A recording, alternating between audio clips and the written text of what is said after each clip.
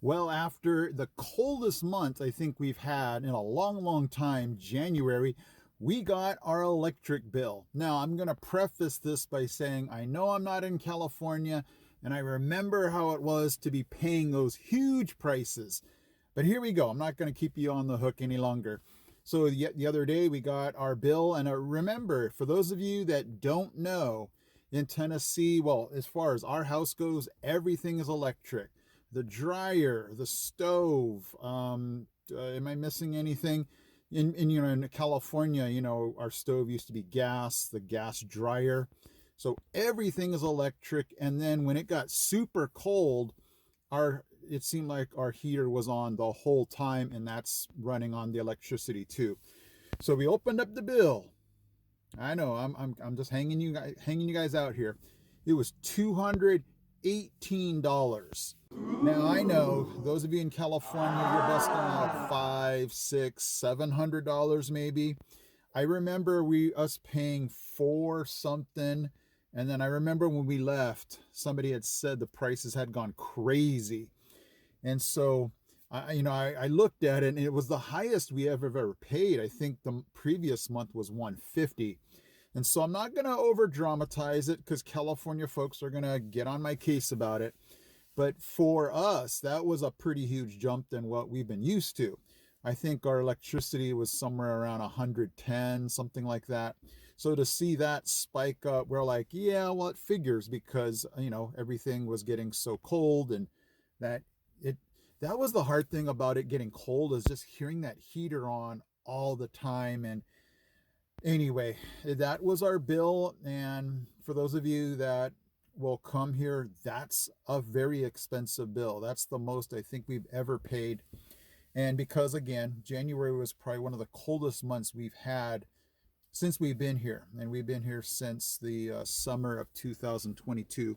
So, all that saying, those of you that come to from California that come here, expect $218 to be huge. And I'm sure you guys would love to get a $218 electricity bill. But that was just letting you know, a little update for those of you curious to know what's expensive for us and how did our winter go with all those electric items going. I also stumbled upon a few YouTube videos, and I don't know, people think this is morbid, but a couple of YouTube videos popped up in my recommendations where these YouTubers are having a few months to live. And it just sparked my curiosity. And I thought this might spark your curiosity also, because I've been doing some research and just figuring out what dying people regret the most. And because, we've all been to funerals before, and when we always go to a funeral, it seems like we always now focus on the important things. We get so caught up in life and busyness and work and things like that, family. But when you go to a funeral, you actually have time to stop and go, wow, let's reflect on, what this person stood for, what made them likable, lovable. And I've always been curious to know, when people are on their deathbed or know that they have so much time to live, what were some of their regrets? What are something if they could do over again? And so you guys could look this up. It's very common to hear these, but I didn't, I saw these over and over again, but I didn't know that until I looked these up. So here we go. In no particular order, those, they were interviewing hospice care workers, folks who just took care of the very elderly, and those of, folks that were kind of ready to die. What were your greatest regrets? And those that were able to actually express those, here we go. One was they wish they had been able to express their feelings. A lot of times we get caught up in, oh no, what are we going to do if we do this? We're going to hurt their feelings. If I say this, what are they going to think? So these people just wish they had been true to their feelings, been able to say what they want to say, um, because they had, I guess, internalized a lot of bitterness because they weren't able to say things. They live their life a different way, a different direction. And I could totally see that. You don't say something and you make a life choice about, something, and you end up having resentment and anger and bitterness. And for some of them, it actually um, aided in their health issues. And so a lot of times, they just wish they were able to say what they wanted to say. A lot of people, and I think you probably figured this out, had wished they had spent more time with their loved ones, spouse, family, children, than work. Um, and this is a tough one. I guess you just have to make it a choice and a mindset. But when you're 40, 30, 40, 50 years old, you're in that grind, like I gotta provide, gotta get our family this and things like that. And you lose that sight of, hey, you know, and you've heard this expression before, nobody is on their deathbed wishing they had worked more. It's always the opposite. They wish they had taken time to travel, take time to spend time with their family. And so, thinking about that, it's kind of hindsight. You have to actually, take yourself out of the picture, because right now it's just so easy to say, yeah, I don't want my family going hungry. We need these kind of things. Our family is, we don't want them to feel bad, Christmas gifts and things like that, where, you have to kind of just get the big picture and go, yeah, family time, spending time with them is just more important than things. And they also said, if you just change your lifestyle, you don't necessarily have to work so hard to provide and be gone so much to make all these, monetarily things work. Um, but on that one, it's just so hard to think about that unless you're dying. Um, but it's just definitely in my mind now to go, yeah, not work so hard, or I don't know. It's just, I think it's just easier said than done on that one, but I'll try. Okay. And the next one, the other thing was kind of interesting too. It was they wish they had taken care of themselves better. And I guess maybe that's why if you're on your deathbed, you're like, well, I wish I had, gone to the doctor. Um, I've spoken to some people here in Tennessee, and they've said, yeah, some of the elderly, they will be stubborn and say, I don't want to see the doctor. I don't like the doctor. I don't trust the doctor. And thus, when they don't get their checkups, then things happen. Um, there was a story about a farmer who had a cancerous growth on his neck, I believe, from working in the fields. And they asked him, what was your biggest regret? And they said, yeah, I wish I had worn a hat.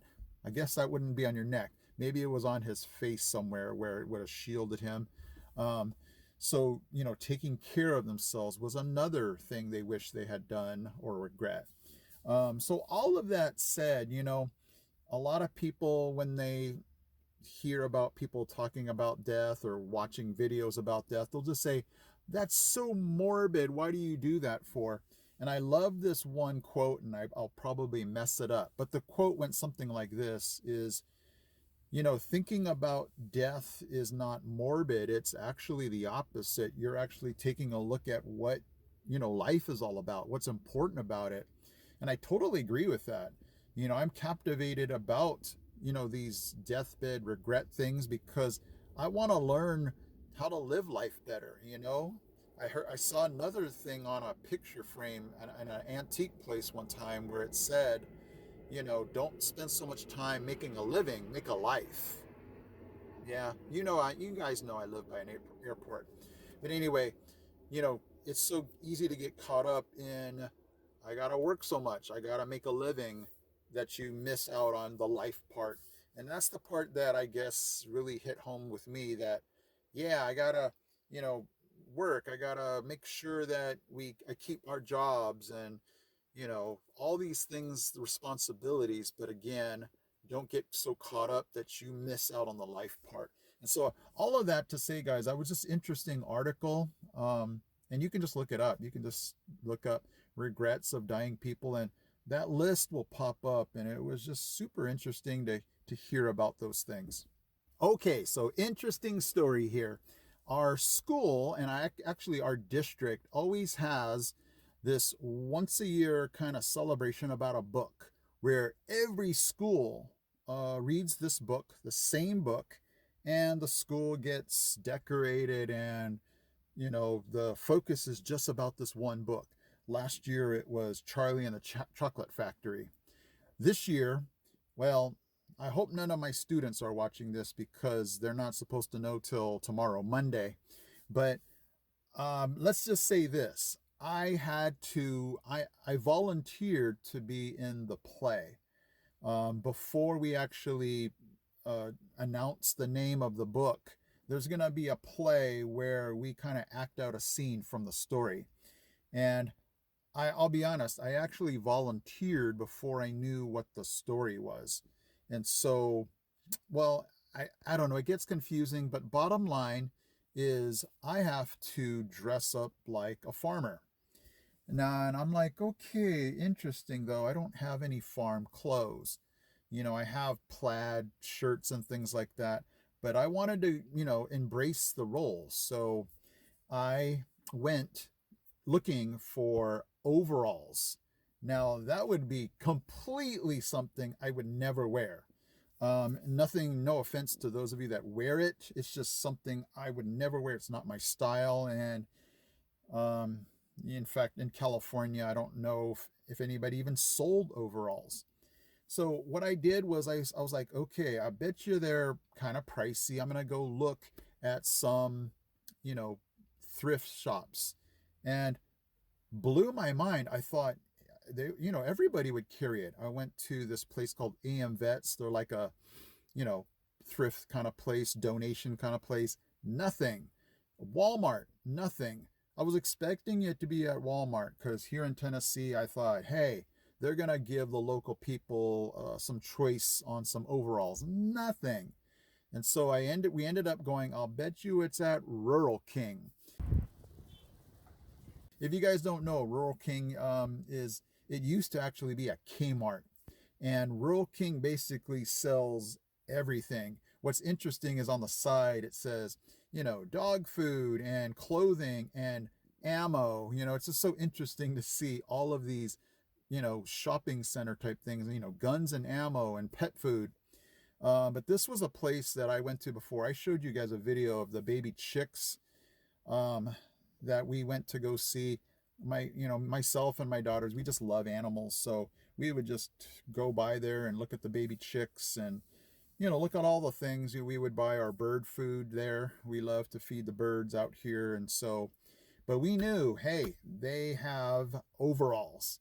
And so I'm like, okay, those of you that know Carhartt, am I saying that right? Excuse me, I'd never heard the brand until we came out here. But we were looking at those going, whoa, $119 for Carhartt overalls. And so we went down the line and we found some Dickies overalls. And I'm like, all right, I can do $44. And so I'm like, but wait a minute, after this play, what am I going to use them for? And so my family's saying, well, you wear them when you go out in the yard. I'm like, I don't know about that one.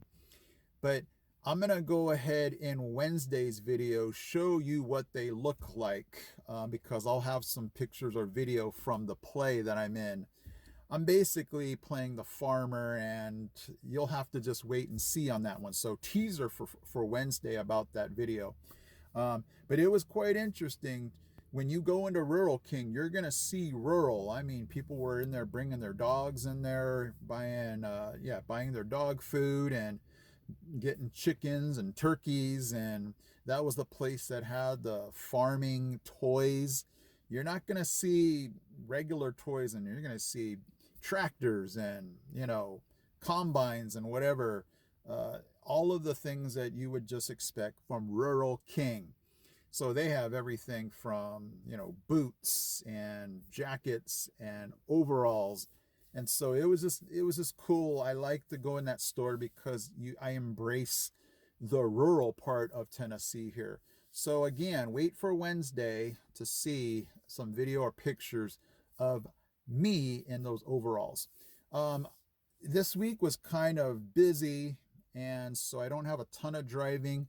I did a little bit of driving for you and a little bit of just things that I think you might have seen or heard before. But I'm going to go ahead and end this video with a little bit of driving for you. When the week gets a little bit easier here, I'll have more for you. The weather has definitely gotten better. Right now it's in the 50s and it feels awesome. And so it's just one of those things where the weather is going to kind of help me get out a little bit more. So thank you again for watching, guys. Hit that subscribe button if you have not. It just helps out the channel and moves things in the right direction. But I'm going to leave you with this video, driving video. Thank you guys so much for watching. I appreciate all of you guys, and I'll see you in Wednesday's video.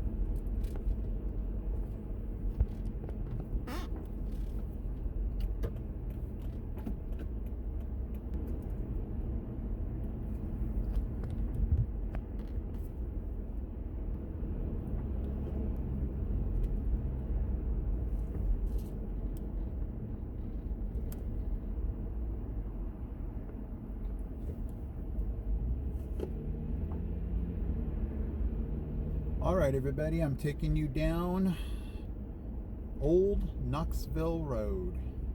What was really cool is I just saw a car with a bumper sticker that said 0% liberal. Oh man, that's where we live. I love it.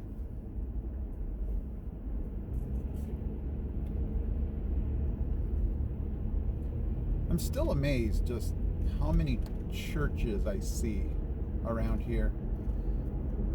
And they just don't seem to compete with each other. I'm sure, I mean, you know they do, but there's just so many church goers that, it's kind of like the food court at the mall. There's so many people that everybody, I mean, there's those places that have a tough time, but man, around here it just seems like all the churches have people coming and, no problems.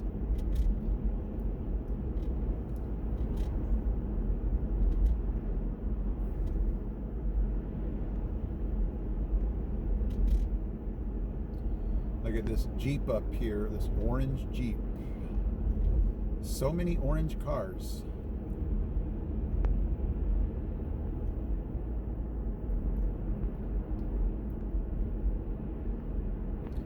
If you're wondering, this would be the, business district.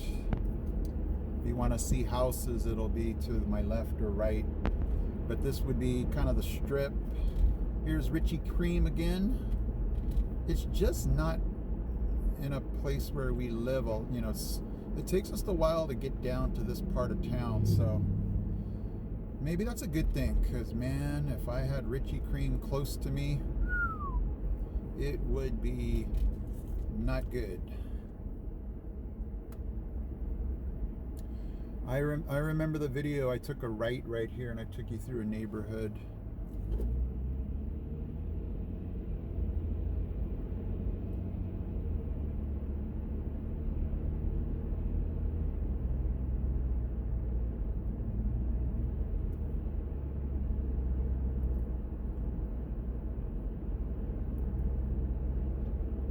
I like the fact that the sun is behind me so you can see everything a lot better.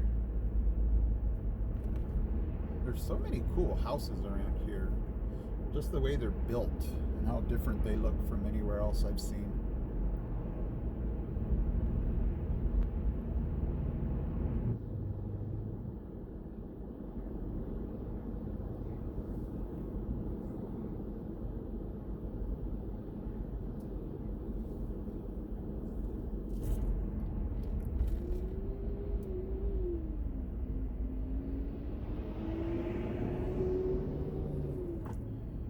You just saw that. That's what I see all the time. People need to get in, and it's just like, yeah, come on in.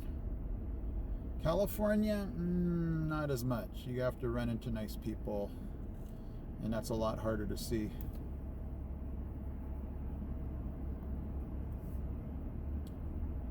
So if I made a left, that'd be East Hunt Road.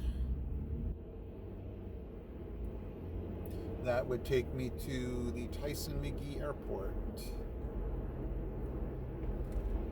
Yeah, out of the Tyson-McGee Airport, you're not going to get too many major airports from there. It's usually hop, skip, and a jump to somewhere else. That does fly into Atlanta.